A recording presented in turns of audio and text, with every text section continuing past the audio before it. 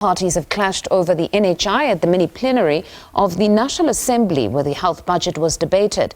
Joining us to discuss this is Professor Alex van der Heever.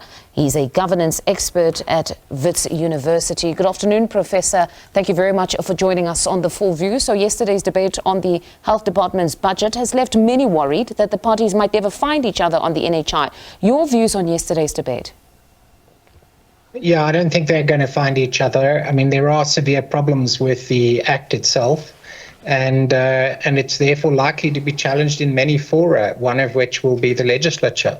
So I don't expect this to be a sort of a quiet discussion, but there are also many obstacles to implementing what is in essence a fairly weak act that hasn't really been drafted very carefully. So it's got a lot of obstacles that it's going to face over time, just getting what they propose to do in place. You say it will be challenged in many fora, the legislature we saw then, but we also know that the Democratic Alliance is also going to challenge it in court.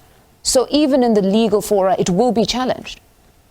Yeah, so even if the Democratic Alliance didn't challenge it in court, there are at least probably about 5 other parties that will challenge it in court. So that means it will be placed under extreme scrutiny over a lengthy period of time. There are already 2 court applications in place, one of which is challenging the president's assent of the bill, which will have to be assessed. So the question really is whether the president complied with his obligations in signing. So that will be one of the key cases right now. But many of the other cases will be on the merits of the bill, of the act itself.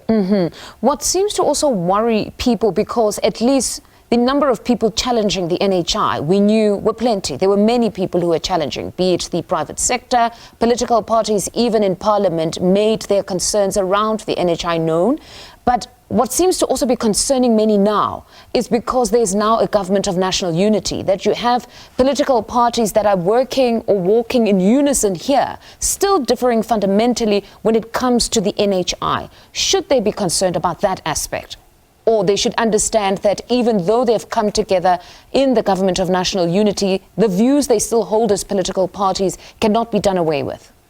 Yeah, they can't be done away with. In essence, it's important to note that the president signed or assented to the bill a couple of weeks before the elections. And then they lost 17 percentage points. So there's no mandate effectively from the electorate for the policies of the ANC at this point, which means they're going to have to negotiate with the other partners on any policy that goes through.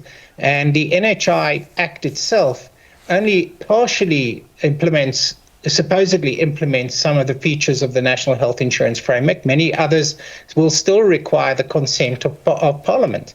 So it's not just the cabinet itself that's going to have to negotiate, but essentially, if anything is going to get through, then you have to bring the legislature with you as well. And there's very little chance of that happening under the current circumstances. So the government of national unity, what it does is it requires that people negotiate. It requires that people actually engage rather than just ram stuff through, which is really how the NHI Act has got to the point that it is.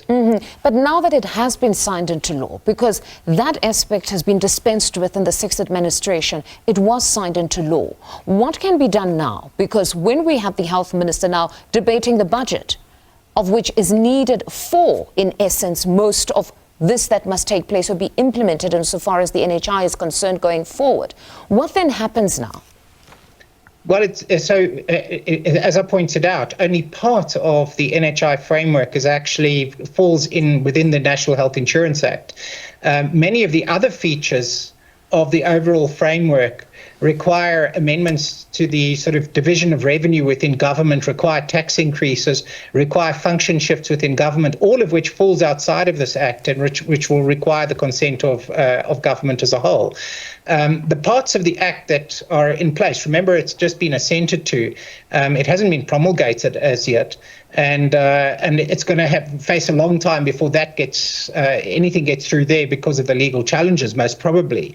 But it's actually very far from being a done deal. Just signing this act is not actually sufficient to see it get into place. The question now is really what happens with health reform and how that's negotiated. And the problem really with the National Health Insurance Act is it doesn't actually address much of the health reform we need. So I think government's got a lot of work to do before it actually is able to defend its position on doing so little in addressing the South African health system going forward. It's going to have to do something, and it's going to have to do something practical that makes a difference.